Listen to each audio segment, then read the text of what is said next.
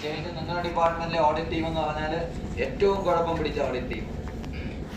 അവര് വളരെ നിസ്സാരമായ കാര്യത്തിനെ പോലും പർവ്വതീകരിച്ച് ജീവനക്കാരുടെ മനോവീര്യം കെടുത്തുന്ന ഓഡിറ്റ് ടീമാണ് ഉള്ളത്. അവർക്ക് ഞാൻ 1-2 പ്രാവശ്യം എൻ്റെ ക്ലാസ്സിൽ തന്നെ ഞാൻ പറഞ്ഞിട്ടുണ്ട്.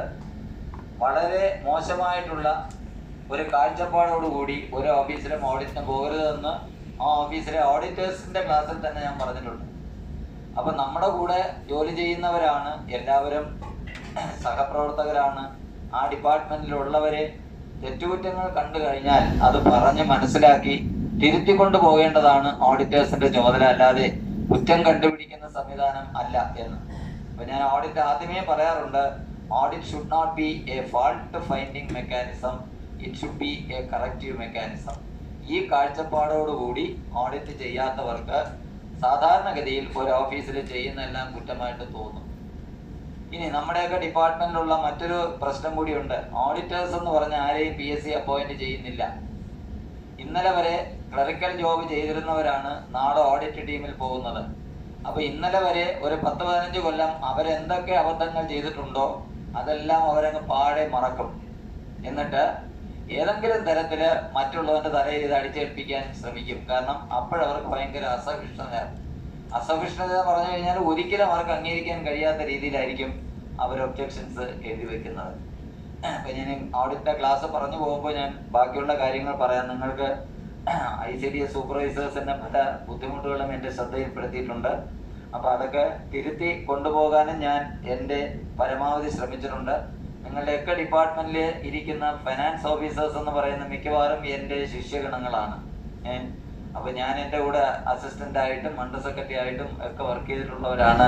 പല ഡിപ്പാർട്ട്മെന്റിലും ഫിനാൻസ് ഓഫീസേഴ്സ് ആയിട്ടിരിക്കുന്നത്. നിങ്ങളുടെ ഡിപ്പാർട്ട്മെന്റിലും 2 ഫൈനാൻസ് ഓഫീസേഴ്സ് ഉണ്ട്. 2ഉം ഫൈനാൻസ് ഡിപ്പാർട്ട്മെന്റില് എൻ്റെ ശിഷ്യരായിട്ട് വർക്ക് ചെയ്തിട്ടുള്ളവരാണ്.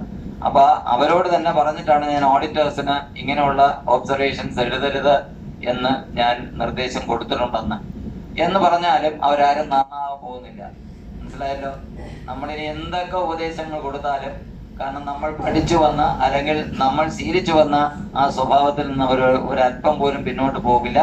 അവർക്കെന്തോ അധികാരം കിട്ടിയതുപോലെയാണ് ഈ മറ്റുള്ളവരെ വേദനിപ്പിക്കുക എന്ന് പറയുന്ന, അതിൽ നിന്ന് ആനന്ദം കണ്ടെത്തുന്ന ഒരു വിഭാഗക്കാരാണ് ഈ ഓഡിറ്റേഴ്സ് എന്ന് പറയുന്നത്. അപ്പൊ ആ ഒരു മുൻവിധിയോടുകൂടി തന്നെ നിങ്ങളും കാര്യങ്ങൾ കൈകാര്യം ചെയ്യേണ്ടതാണ്.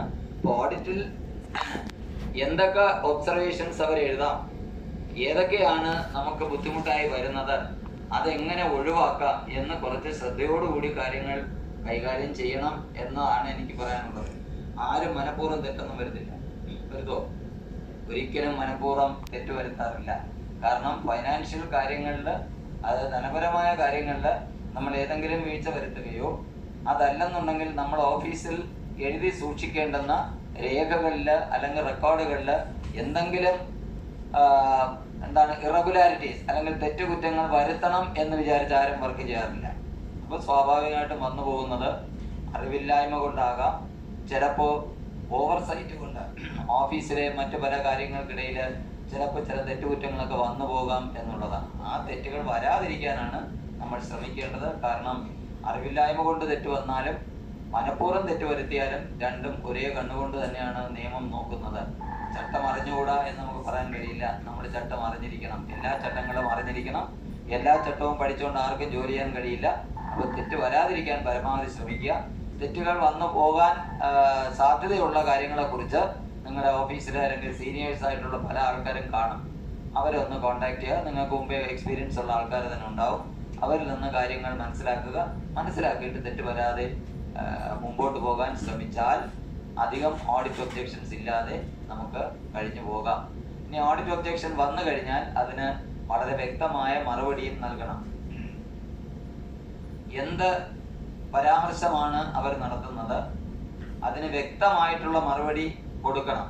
ഓഡിറ്റേഴ്സിനെ ഒരിക്കലും നമ്മൾ തെറ്റിദ്ധരിപ്പിക്കാൻ, അവർക്ക് ഏതെങ്കിലും തരത്തിലുള്ള സംശയം ഉണ്ടാകാനുള്ള അവസരം കൊടുക്കാതെ ആയിരിക്കണം മറുപടി നൽകേണ്ടത്. അത് ഇന്റേണൽ ഓഡിറ്റ് ടീം വന്നാലും ശരി, AGയുടെ ഓഡിറ്റ് ആണെങ്കിലും ശരി, ആർക്കാണെങ്കിലും നമ്മൾ വളരെ വ്യക്തമായ മറുപടി വളരെ നല്ല ഭാഷയിലായിരിക്കണം കൊടുക്കേണ്ടുന്നത്. അതുകൂടി പ്രത്യേകം ശ്രദ്ധിക്കുക. കാരണം ഓരോ ജീവനക്കാരനും അവരുടെ ഈഗോ വർക്ക് ചെയ്യും. മനസ്സിലായില്ലേ? നമ്മൾ മോശമായ ഒരു പരാമർശം നടത്തി കഴിഞ്ഞാൽ പിന്നെ അതിൽ പിടിച്ചായിരിക്കും ഓരോരുത്തരുടെയും പിന്നീടുള്ള നമ്മളെ കുറിച്ചുള്ള ഒരു കാഴ്ചപ്പാട്. അപ്പൊ അത് ഒഴിവാക്കിക്കൊണ്ടായിരിക്കണം നിങ്ങൾ മുമ്പോട്ട് പോകേണ്ടത്. ഇതാണ് എനിക്ക് ആമുഖമായിട്ട് പറയേണ്ടുന്നത്. അപ്പോൾ ഓഡിറ്റ് ചെയ്യാൻ വരുന്നവരെ അവർക്ക് വേണ്ടിയുള്ള ക്ലാസ് ആയിട്ടല്ല ഞാൻ നിങ്ങൾക്ക് എടുക്കുന്നത്. കാരണം നിങ്ങളാരും ഓഡിറ്റിന് പോകുന്നവരല്ല. പക്ഷെ ഓഫീസിൽ സൂക്ഷിക്കുന്ന രജിസ്റ്റേഴ്സും മറ്റു കാര്യങ്ങളും ഒക്കെ എങ്ങനെ സൂക്ഷിക്കണം, അതുപോലെ തന്നെ നിങ്ങളുടെ വൗച്ചറുകളും മറ്റ് ബില്ലുകളും ഒക്കെ എങ്ങനെ പാസ്സാക്കി സൂക്ഷിക്കണം, ഇങ്ങനെയുള്ള കാര്യങ്ങളാണ് പ്രധാനമായിട്ട് നിങ്ങൾക്ക് ഞാൻ പറഞ്ഞുതരാൻ പോകുന്നത്. അപ്പോൾ ആദ്യമായിട്ട് നമ്മൾ എന്താണ് ഓഡിറ്റ് എന്നുള്ളതിനെ കുറിച്ച് ഒരു ധാരണ ഉണ്ടായിരിക്കണം. എങ്കിൽ മാത്രമേ അത് വരാതിരിക്കാൻ നമുക്ക് ശ്രമിക്കാൻ കഴിയുള്ളൂ. ഓഡിറ്റ് എന്ന് പറയുന്നത് നമ്മുടെ ഫൈനാൻഷ്യൽ സിസ്റ്റത്തിലെ ഏറ്റവും പ്രധാനപ്പെട്ട ഒരു ഓർഗനാണ് ഓഡിറ്റ് എന്ന് പറയുന്നത്. ആദ്യം പറയുന്നതിന് audit forms an integral part of the financial system. Audit forms an integral part of the financial system. Audit എന്ന് പറയുന്നത് ഫൈനാൻഷ്യൽ സിസ്റ്റത്തിന്റെ ഏറ്റവും പ്രധാനപ്പെട്ട ഒരു ഭാഗമാണ്. ഇനി എന്താണ് ഓഡിറ്റിന്റെ ലക്ഷ്യം?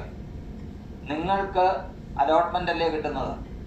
അപ്പൊ നിങ്ങൾക്ക് അലോട്ട്മെന്റ് കിട്ടുന്നത് പോലെ ബഡ്ജറ്റിൽ വകയിരുത്തിയിട്ടുള്ള തുകകൾ, അതായത് നിയമസഭ നമുക്ക് പാസ്സാക്കി തരുന്നതാണ് ബഡ്ജറ്റിനകത്ത് വോട്ടറ്റ് എന്ന് പറഞ്ഞ് തന്നിട്ടുള്ളത്. നിങ്ങൾക്ക് അലോട്ട്മെന്റ് കിട്ടുമ്പോൾ അതിൽ വോട്ടറ്റും ചാർജറും ഒക്കെ കാണിച്ചിരിക്കുമെന്നാണ് എൻ്റെ വിശ്വാസം. ബില്ല് എഴുതുമ്പോഴും വോട്ടും ചാർജറും ഒക്കെ എഴുതാറില്ലേ? ഹെഡപ്പ് അക്കൗണ്ട് എഴുതിയിട്ട് വോട്ടറ്റ് എന്ന് വി എന്ന് എഴുതും.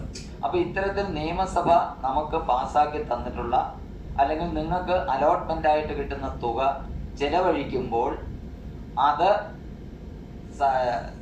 ചട്ടപ്രകാരം തന്നെയാണോ ചെലവഴിക്കുന്നത്, അല്ലെങ്കിൽ നിയമസഭ അനുശാസിക്കുന്ന ചട്ടങ്ങൾ പാലിച്ചുകൊണ്ടാണോ ചെലവഴിക്കുന്നത് എന്ന് കണ്ടുപിടിക്കുന്നതാണ് ഓഡിറ്റിന്റെ ലക്ഷ്യം എന്ന് പറയുന്നത്. So what is the aim of audit? The aim of audit is to ensure, ഉറപ്പാക്കുക.